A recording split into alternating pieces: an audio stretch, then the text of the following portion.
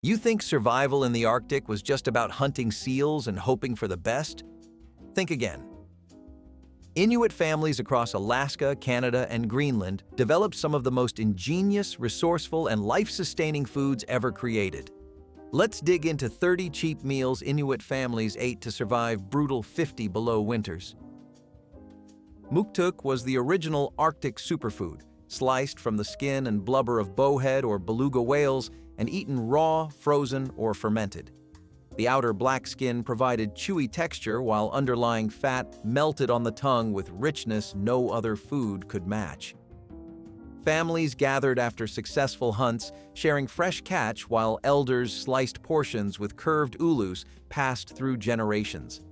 The blubber contained enough calories and vitamin C to prevent scurvy during months when no plant life existed. Children learned early to appreciate its subtle flavor, knowing Muktuk meant their family had secured food for weeks ahead. Each whale provided hundreds of pounds distributed among hunting families according to ancient customs, ensuring no one went without. The taste carried hints of the sea itself, clean and mineral, with fat that warmed the body from within. Muktuk represented community, tradition, and survival, wrapped into every frozen slice shared beneath endless winter stars. Akutaq, often called Eskimo ice cream, was a whipped mixture of animal fat, berries, and sometimes fish that became beloved celebration food across Arctic communities. Women beat rendered caribou or seal fat until light and fluffy, then folded in whatever berries the short summer provided. Crowberries, salmonberries, and blueberries were most common, their tartness cutting through rich fat to create something surprisingly refreshing. Some families added shredded dried fish or fresh snow to lighten texture further. The dish was served at festivals, after successful hunts, and during visits between traveling families. Children eagerly awaited their portion, knowing creamy sweetness was a rare treat in land where sugar did not exist. Akutaq stored well in frozen caches, allowing families to enjoy summer bounty throughout dark winter months. Each family had their own variation and preferred fat-to-berry ratio, making every batch a signature creation. This was dessert born of necessity, transformed into pure joy. Dried caribou meat sustained Inuit families during long journeys across frozen landscapes when carrying fresh food was impossible. Hunters sliced meat thin and hung it on wooden racks where Arctic winds slowly removed moisture over several weeks. The resulting strips were lightweight, concentrated in protein, and could last months without spoiling when stored in skin bags. Families chewed tough strips slowly during travel, letting saliva soften meat while extracting every nutrient. The flavor was intensely gamey, concentrated by drying into something almost smoky without ever touching flame. Women often pounded dried meat with fat and berries to create pemmican-like mixtures providing complete nutrition. Children carried small pouches as emergency rations, taught that this food could save their lives if storms trapped them on ice. Every autumn, families worked together preparing enough dried meat to last until spring hunts resumed. Dried caribou meant survival through journeys across impossible terrain. Seal meat formed the foundation of coastal Inuit survival, providing protein, fat, and essential nutrients that kept families alive through impossible winters. Hunters waited at breathing holes for hours in temperatures that would kill unprepared visitors, knowing a single seal could feed their family for days. The meat was often eaten raw and fresh, still warm, because cooking fuel was precious and raw meat retained more vitamins. Blood was consumed as well, rich with iron and never wasted. Families divided seals according to strict customs, with elders receiving choice portions while ensuring everyone had enough. The liver was especially valuable, given to children and pregnant women first. Seal fat was rendered into oil for lamps, providing both light and heat during endless polar nights. Nothing was discarded because every part served purpose in harsh Arctic survival. Seal meat tasted of the ocean, slightly fishy but clean, sustaining generations who knew no other way. Fermented walrus, known as Igunaq, was aged meat that developed complex flavors through controlled decomposition in underground caches. Hunters buried portions in permafrost pits lined with grass, where cold temperatures allowed slow fermentation without dangerous rot. The process took weeks or months, transforming fresh meat into something pungent, tangy, and deeply satisfying to those raised on it. Outsiders found the smell overwhelming, but Inuit families considered well-fermented walrus a delicacy for special occasions. Fermentation broke down proteins into easily digestible forms, providing nutrition fresh meat could not match. Elders judged readiness by smell and texture, knowing exactly when aging reached perfection. Children learned to appreciate fermented foods early. Understanding this was how ancestors survived when hunting was impossible. The taste was strong, almost cheese-like in complexity, carrying depth only time and tradition could create. Fermented walrus connected families to Arctic wisdom. Arctic char, a cold water fish related to salmon, provided essential variety in Inuit diet and could be prepared dozens of different ways. Families caught char during summer runs when fish crowded rivers, netting enough to preserve for winter. Fresh char was eaten raw as sashimi-like slices, the pink flesh clean and delicate. Dried char became travel food. Smoked char added richness to winter meals, and frozen char was shaved into thin curls eaten like chips. Women rendered char oil for cooking and lamp fuel, while skin was sometimes used for waterproof containers. The fish provided omega-3 fatty acids crucial for surviving extreme cold, feeding both body and brain.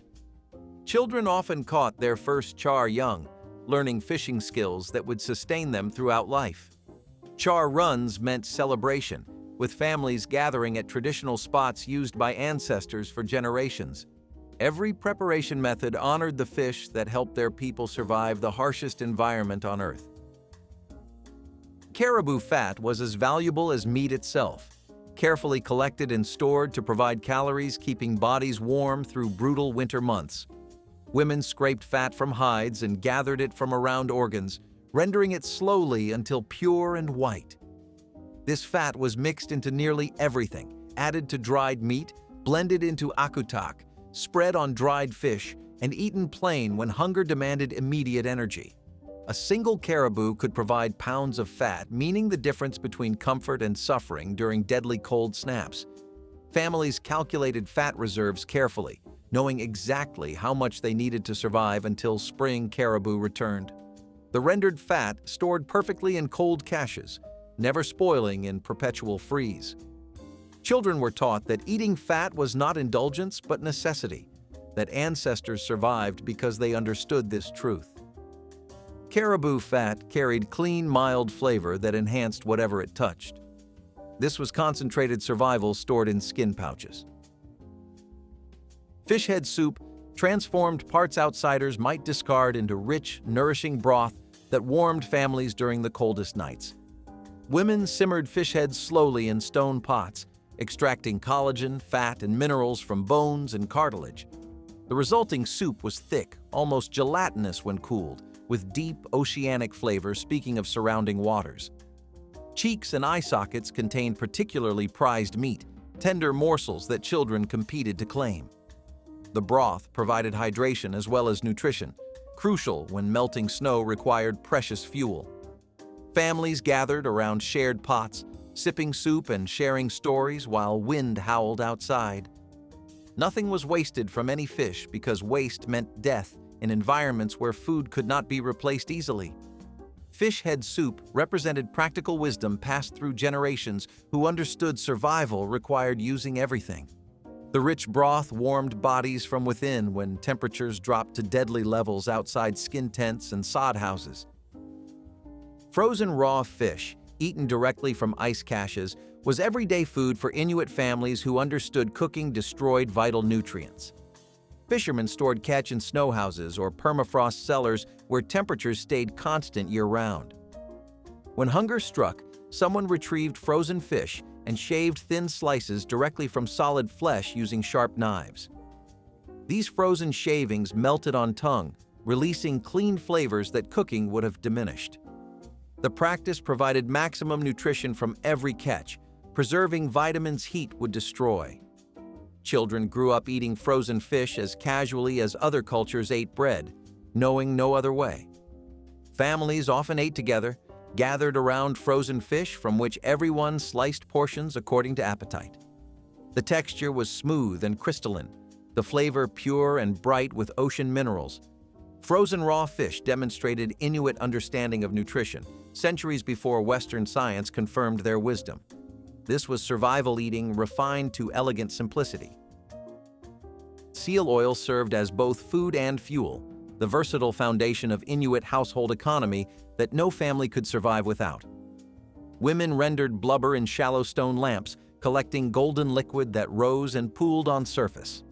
This oil burned in lamps, providing light and heat, but was also consumed directly, drizzled over dried meat, mixed into soups, and eaten by spoonful when extra calories were needed. The flavor was strong and fishy, an acquired taste children developed early because refusing seal oil meant refusing survival. Seal oil preserved other foods, preventing dried fish and meat from becoming too tough to chew. It also served as medicine, applied to wounds and chapped skin damaged by constant cold.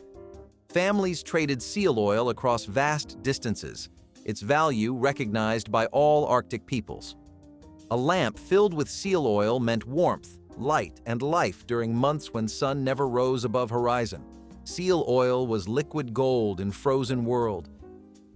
Caribou tongue was considered one of the finest delicacies, prized for its tender texture and rich flavor that melted in the mouth. Hunters saved tongues from every kill, knowing this single organ could provide a meal that tasted almost luxurious. The tongue was typically boiled until the outer skin could be peeled away, revealing pink, succulent meat beneath. Families served tongue at celebrations, honoring successful hunters and welcoming visitors from distant camps. Children learned that tongue was special, not everyday food, reserved for moments worth remembering. The meat contained high concentrations of fat and protein, making it nutritionally valuable as well as delicious. Elders often received first portions as sign of respect, while younger family members waited their turn. Caribou tongue demonstrated that even in harsh environments, people found ways to create cuisine that went beyond mere survival. The silky texture and subtle gamey flavor made this a dish families looked forward to throughout long hunting seasons. Crowberry pudding offered rare sweetness in a land where sugar never existed naturally. Women gathered small black crowberries during brief summer weeks, collecting enough to preserve for winter treats. The berries were mashed and mixed with rendered fat, sometimes with added snow to create lighter texture. The resulting pudding was tart and rich, nothing like sweet desserts from warmer climates, but deeply satisfying nonetheless. Children especially treasured crowberry pudding, knowing it appeared only when berry supplies allowed indulgence. The berries provided essential vitamins during months without fresh vegetables. Families shared pudding at gatherings, passing bowls while stories filled long winter nights. Crowberries grew low to the ground in tundra regions, surviving conditions that killed most other plants. Gathering them required patience and knowledge of the land passed through generations. Crowberry pudding proved that celebration and sweetness could exist even in the harshest places on Earth. Boiled caribou ribs provided communal meals where families gathered around large pots and shared meat directly from the bone. Women placed rib sections into boiling water, cooking until meat became tender enough to pull away easily. The broth absorbed rich flavor from bones and marrow, becoming a nourishing soup enjoyed alongside the meat itself. Families sat together, each person taking ribs and gnawing meat while conversation flowed naturally. Children learned table customs by watching elders, understanding that sharing food meant sharing life. The boiling process softened tough connective tissue, making ribs accessible even to those with worn teeth. Leftover broth was saved and reheated, nothing wasted from the precious caribou. Ribs provided calcium from bones that could be cracked for marrow, adding another layer of nutrition. Boiled caribou ribs represented the communal nature of Inuit survival, where food brought families together around shared warmth. Walrus meat sustained entire communities through winters, when other game grew scarce along Arctic coastlines. Hunters pursued these massive animals across sea ice, knowing a single walrus could feed multiple families for weeks. The meat was dark red, dense with iron, and carried strong oceanic flavor, that spoke of the animal's diet. Fresh walrus was often eaten raw, sliced thin, and consumed while still carrying body warmth from the recent kill. Portions were divided according to custom, with successful hunters distributing shares to ensure community survival. The thick hide provided material for boat covers and rope, while tusks became tools and trade goods. Walrus hunting required coordination, courage, and skill passed through countless generations. Women prepared meat in various ways, boiling, drying, and fermenting to provide variety through long months. Walrus meat connected coastal peoples to the sea that surrounded and sustained them through impossible conditions. Ptarmigan stew offered welcome change from marine mammals and large game, bringing lighter flavors to winter tables.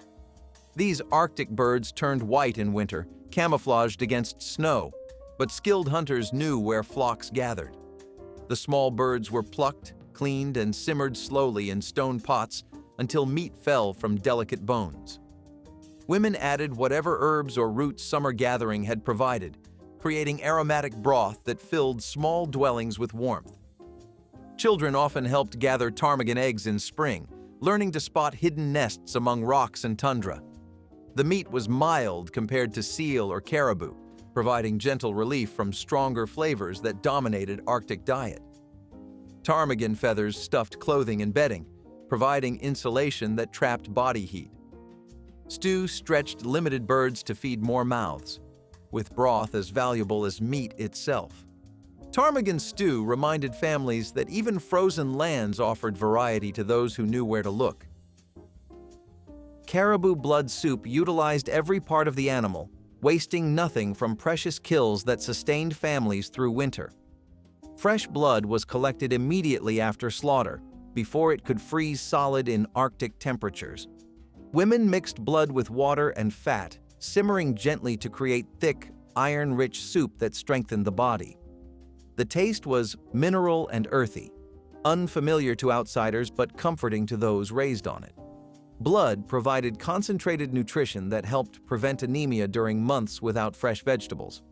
Children drank blood soup knowing it would keep them strong for play and learning through dark winter months. The soup could be enriched with bits of meat or fat, creating heartier versions for especially cold days. Caribou blood soup represented the Inuit understanding that survival required using every gift the animal provided.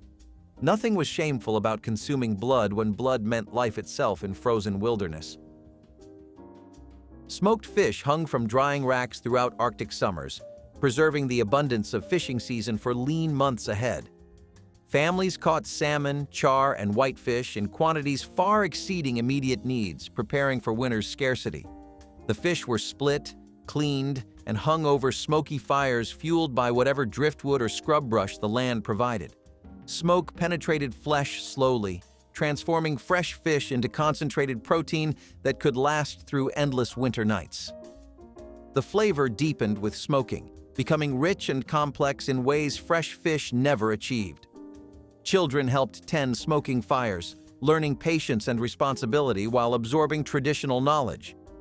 Smoked fish traveled well, packed in skin bags for journeys across frozen landscapes.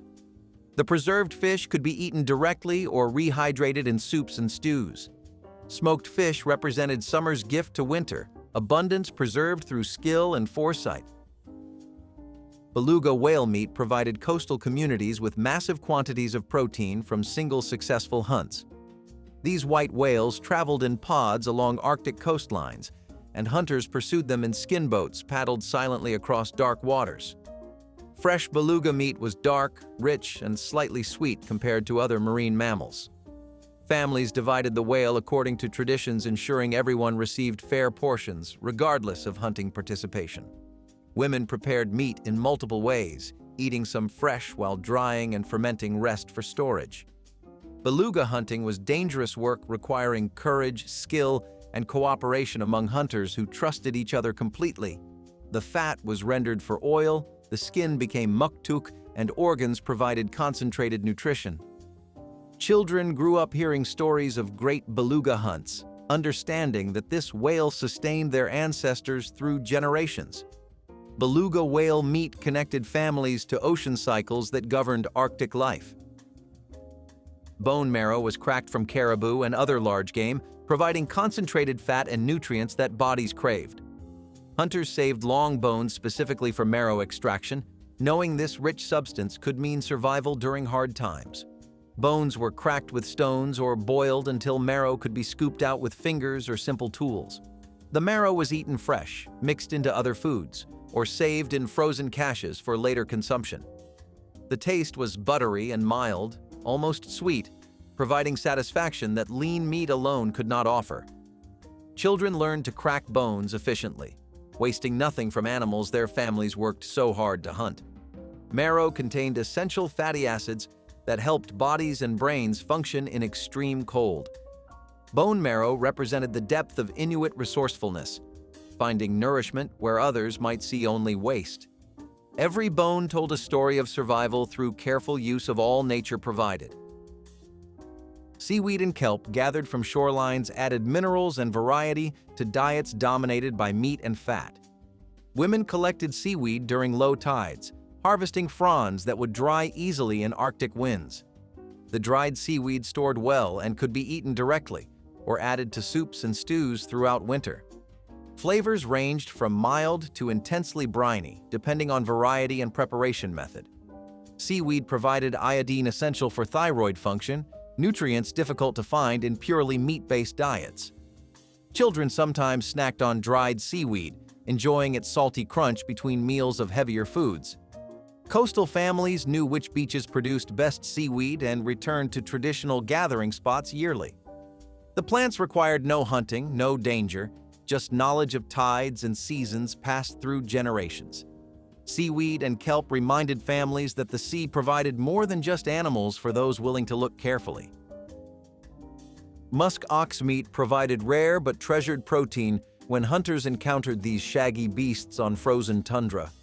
The animals traveled in herds, their thick wool protecting them from temperatures that would kill most creatures. Hunters approached carefully, knowing musk ox could be dangerous when threatened.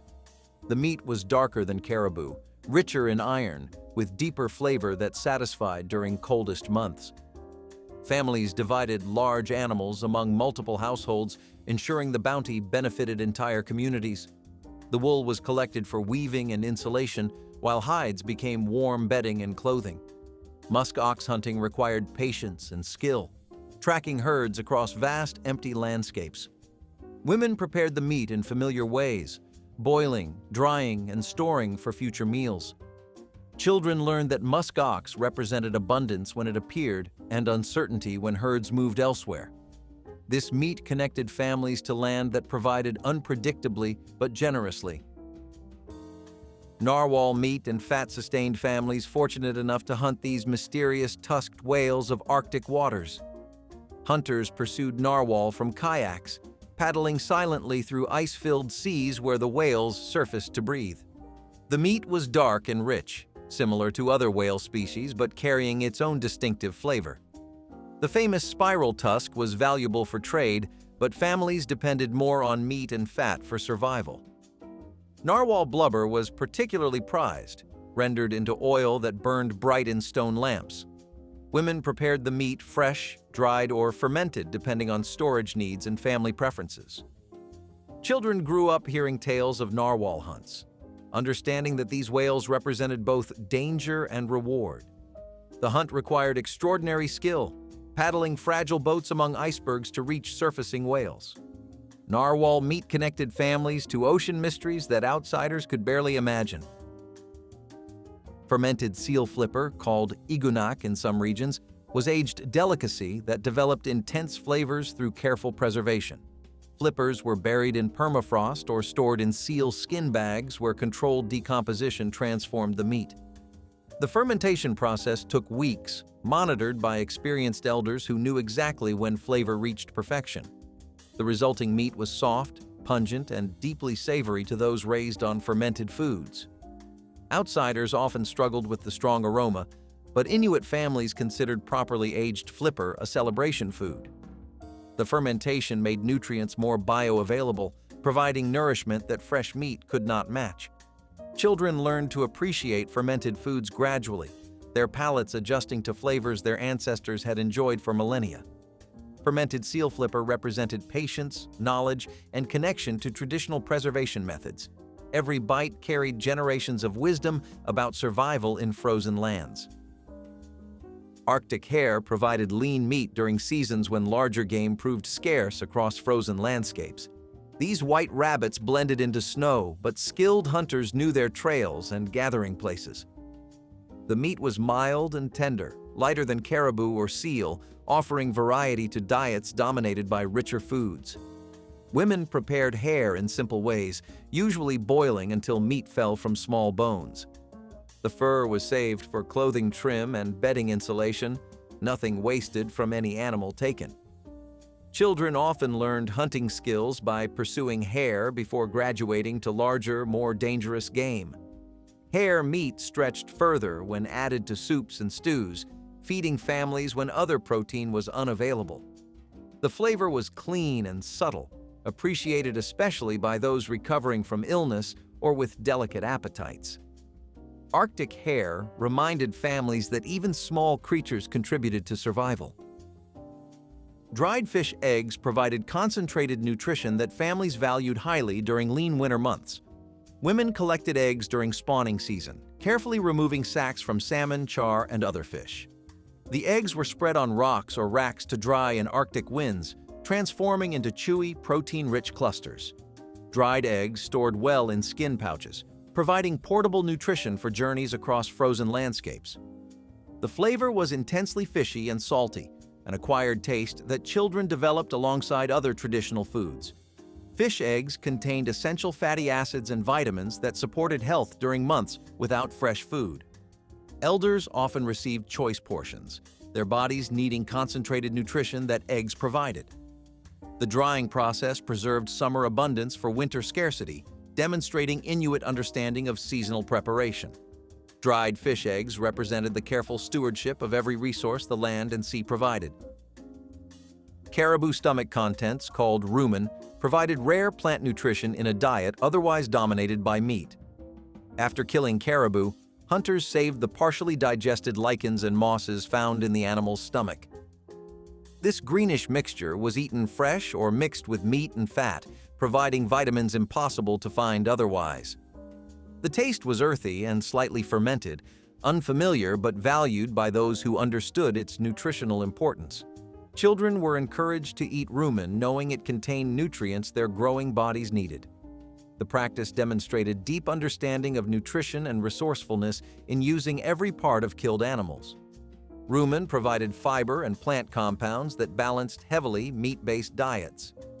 Families consumed it knowing that caribou had already processed tundra plants into digestible form. Caribou stomach contents connected hunters to the vegetation their prey had eaten, completing a nutritional cycle.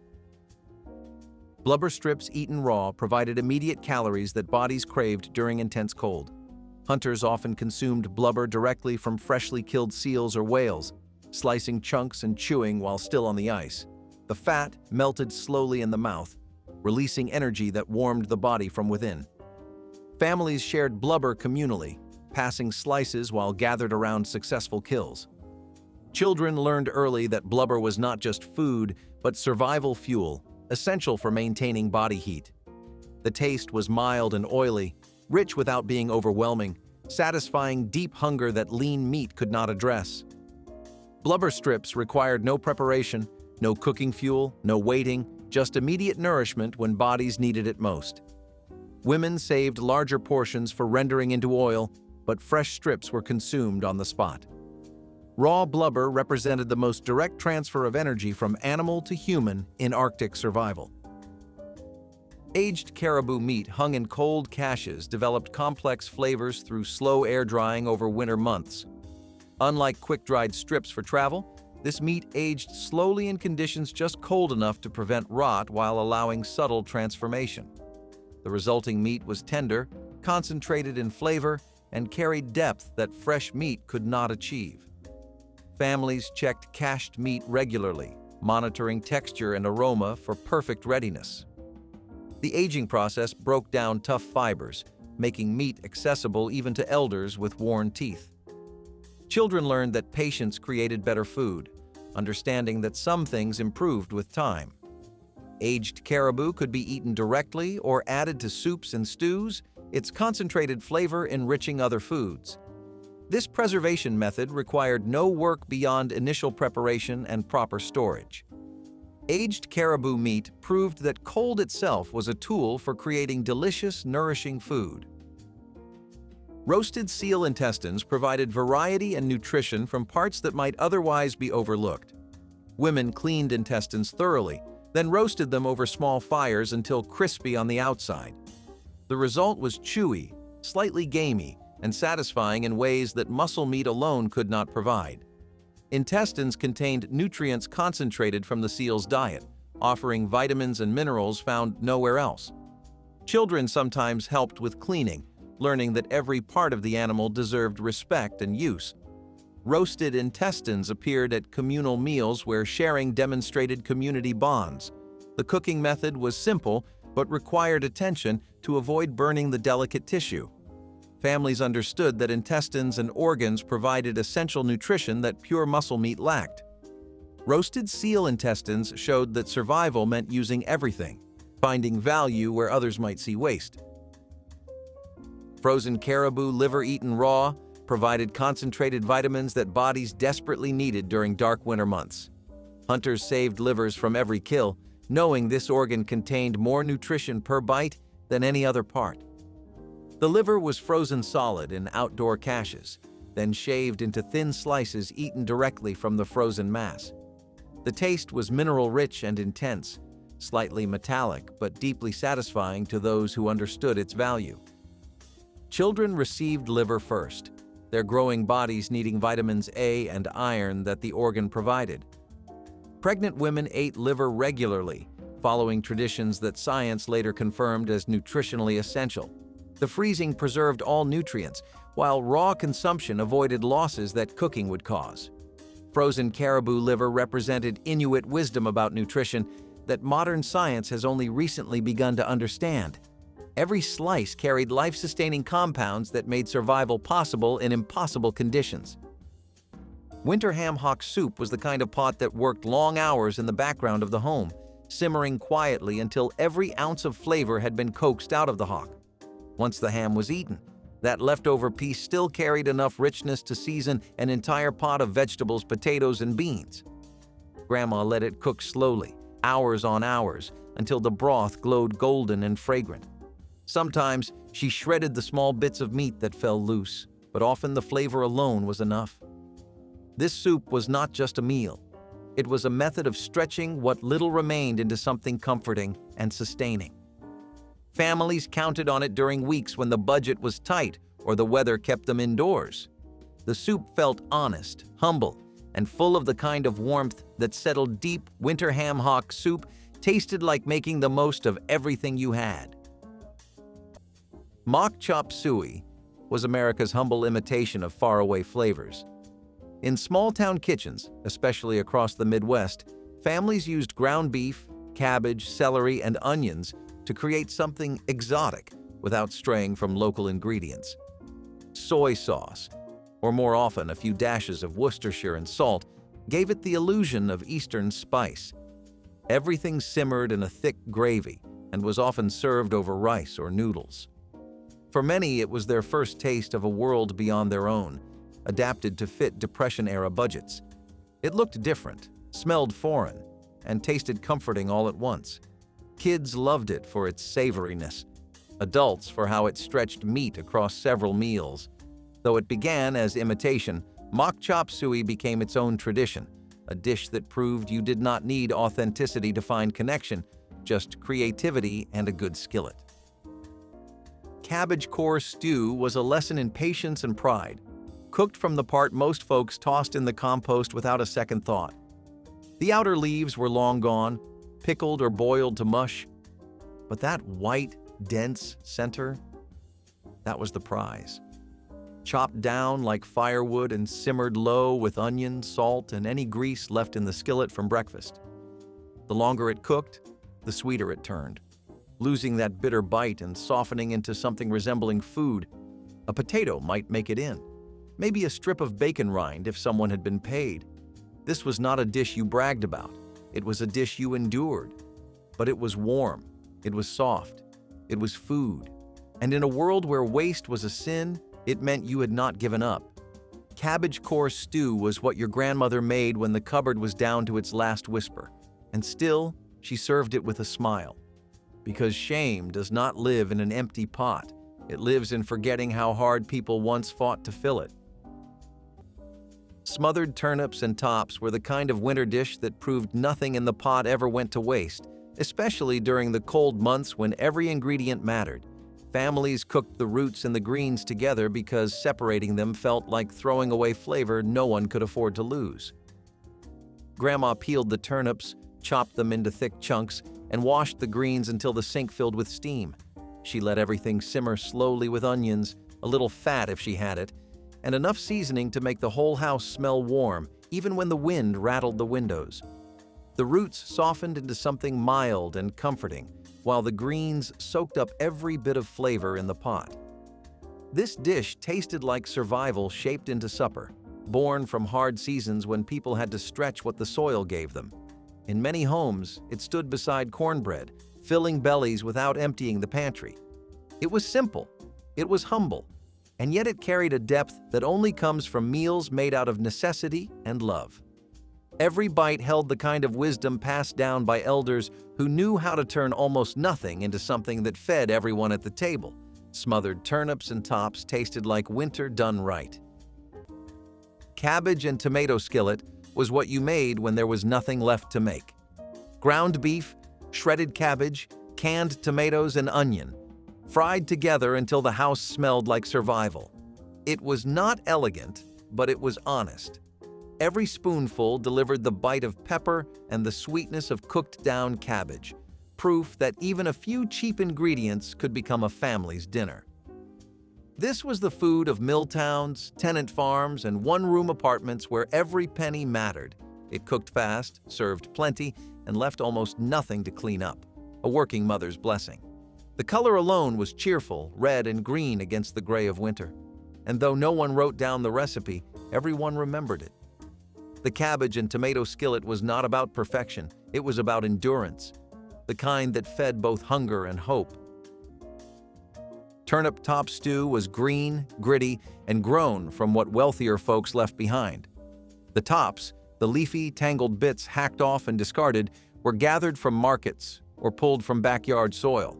Washed, chopped, and boiled with potatoes, maybe beans, maybe a sliver of bacon.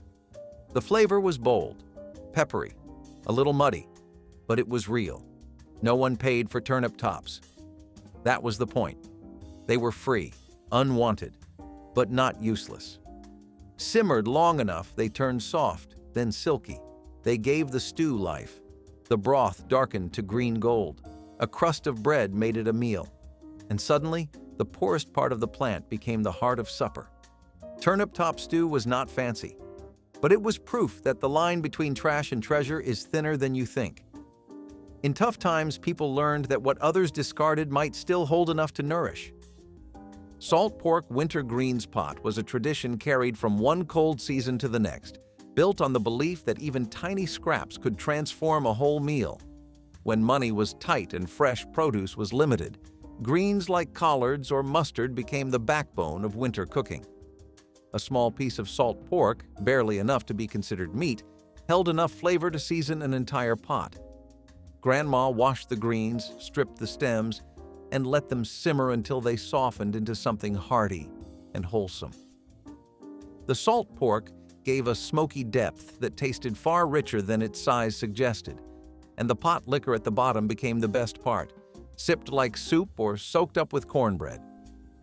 Families relied on this dish not just for nourishment, but for the feeling it gave, a sense that warmth and comfort could come from the humblest ingredients.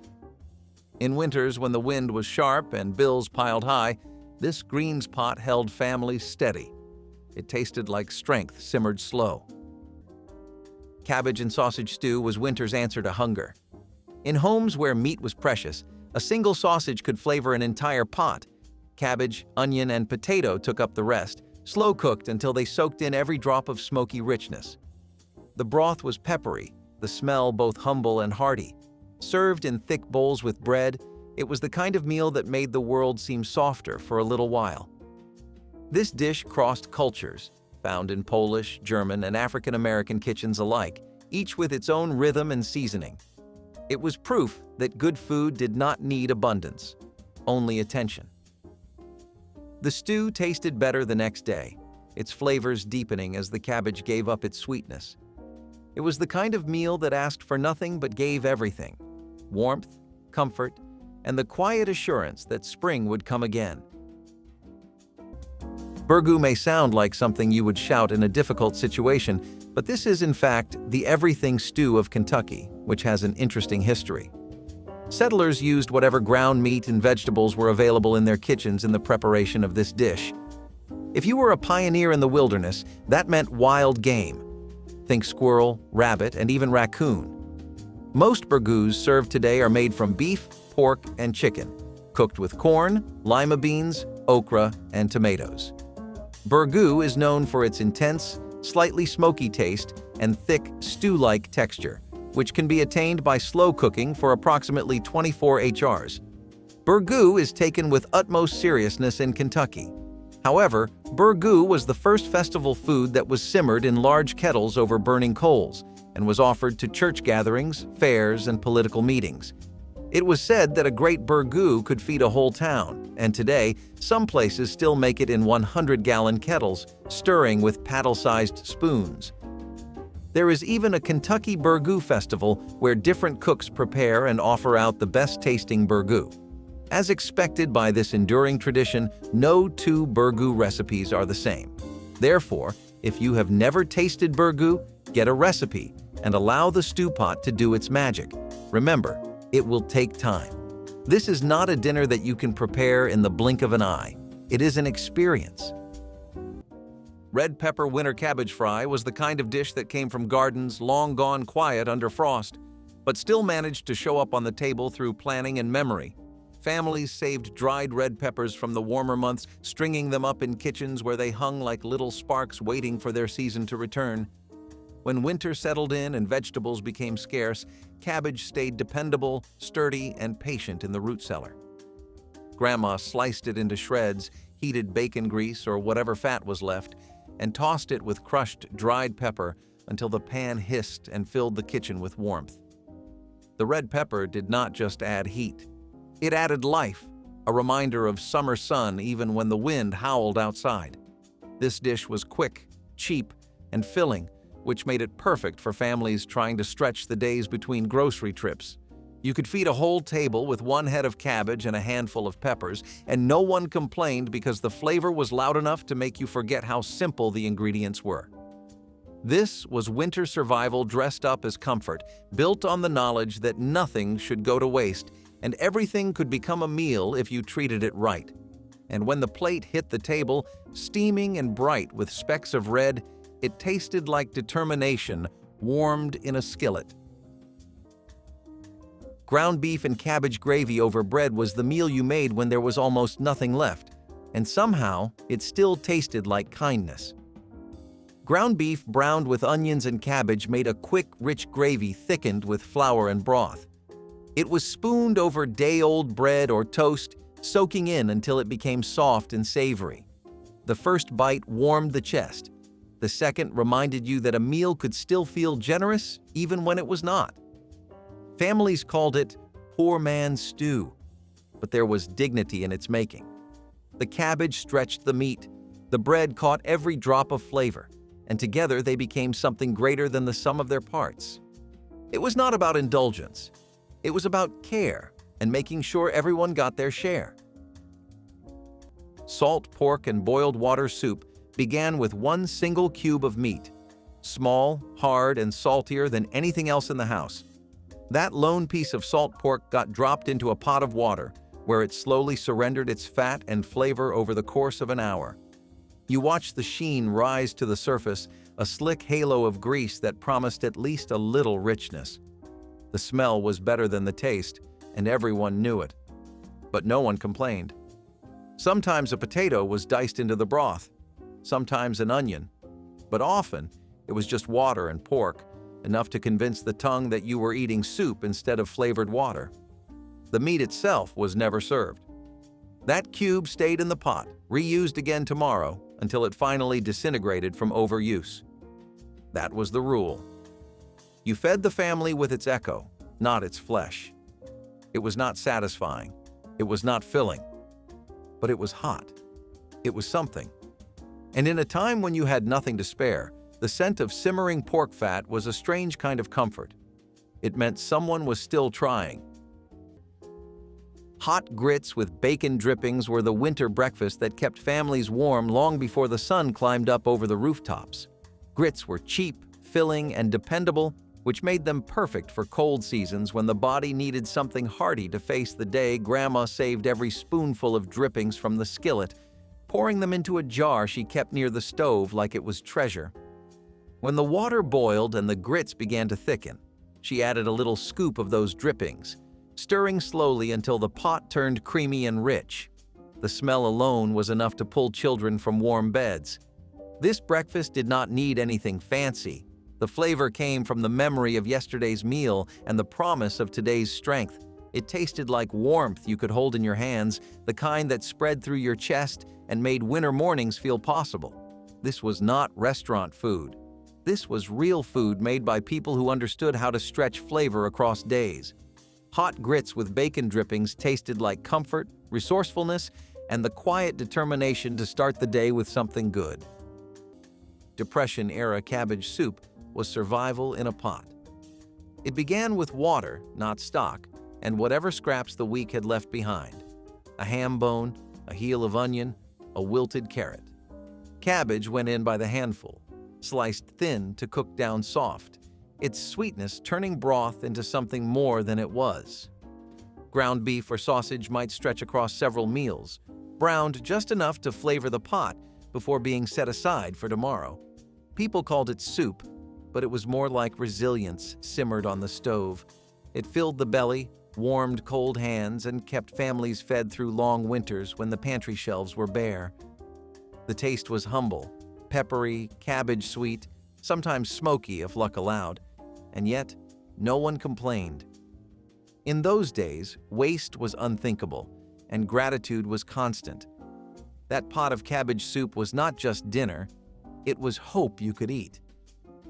Vinegar. Hot water soup was a shock to the tongue, but a relief to the wallet. All it took was boiling water, a splash of vinegar, a touch of garlic if you had it, and a crack of black pepper. Sometimes a bit of stale bread floated in the middle like a soggy raft. The acidity slapped you awake, an almost medicinal burn that reminded you this was not comfort food. This was desperation food. And yet, some folks grew to like it. It was cleansing, they would say. Cleansing like scrubbing the inside of your gut with steel wool. But it was warm, and it filled the bowl. Children cried the first time they tasted it. Adults drank it with quiet eyes. You had to be tired to appreciate something like this. Tired and cold and out of options. It was a reminder that not all poor man's food pretended to be delicious. Some of it just existed to carry you from one hard day to the next. When you swallowed it, you swallowed pride. But you also swallowed proof that you were still here. And sometimes, that was the only thing that mattered. Hot water cornbread stew thickener was one of those quiet winter tricks families relied on long before anyone wrote down a recipe. When the weather turned sharp and the pantry looked emptier than anyone wanted to admit, a skillet of hot water cornbread could stretch a pot further than flour ever could.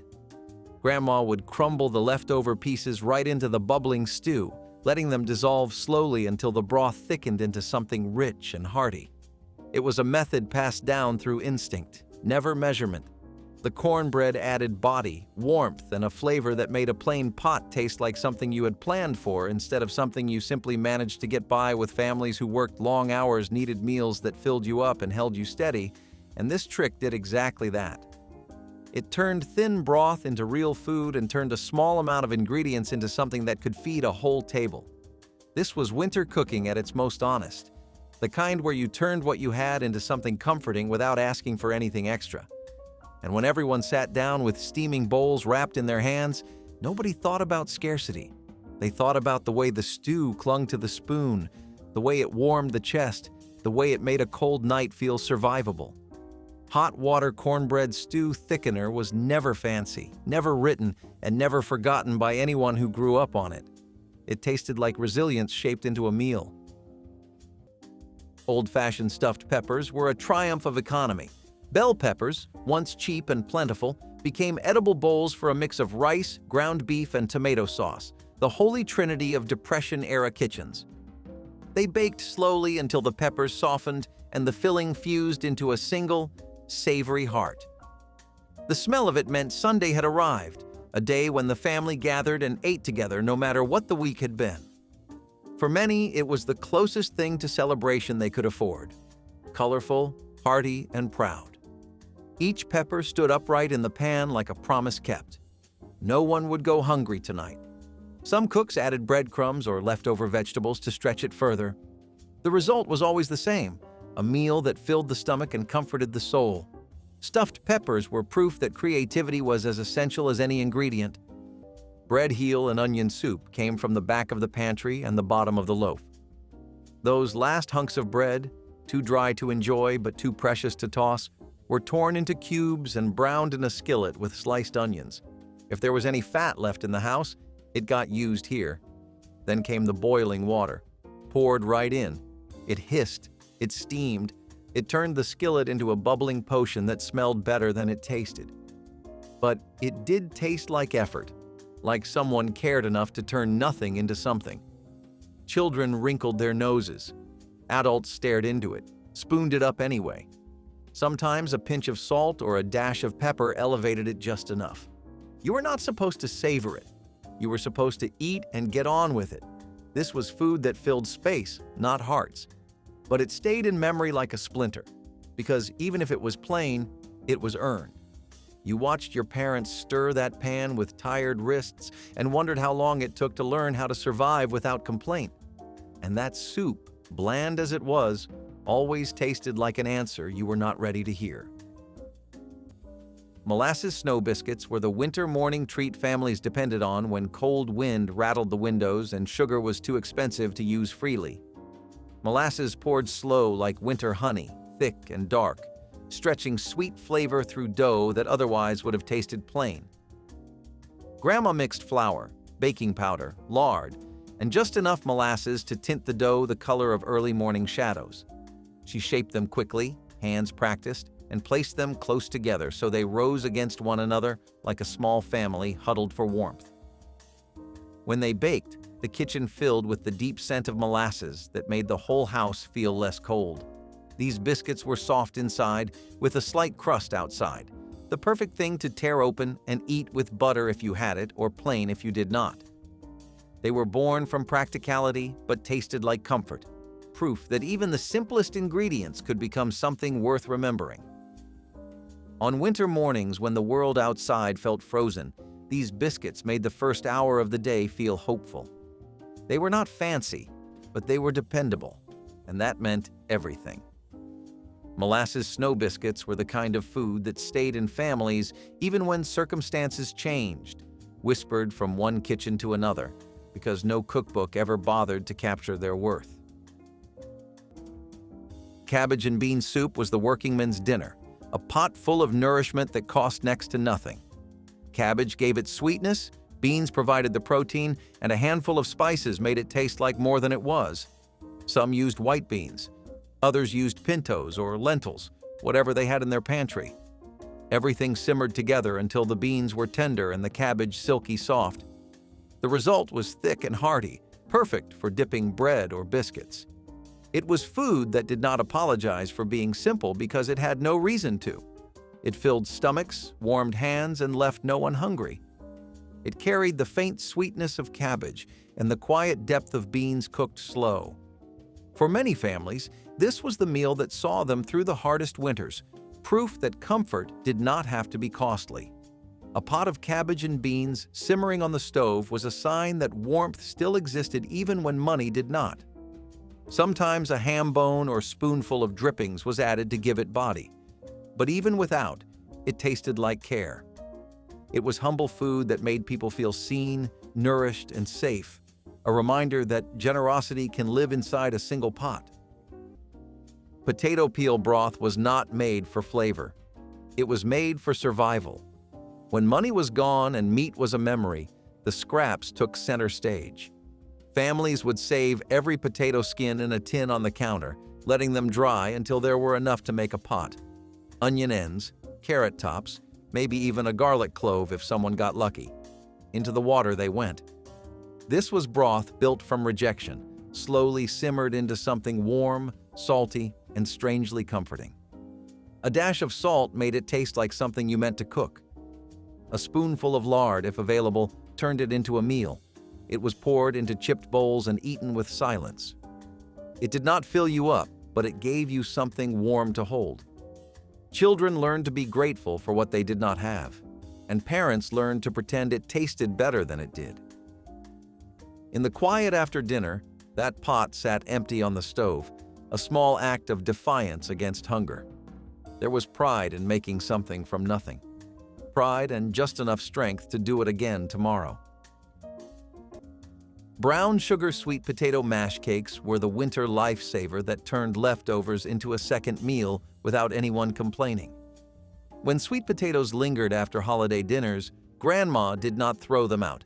She mashed them with brown sugar, a splash of milk, and a sprinkle of spice before shaping the mixture into small patties. They hit the skillet with a soft sizzle, the edges crisping while the centers stayed smooth and warm.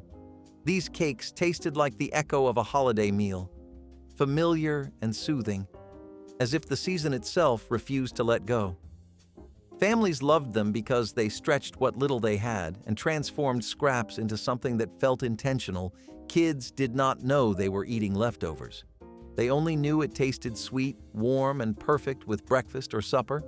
And in winters, when the budget needed to stretch farther than anyone liked to admit, meals like this were a quiet blessing.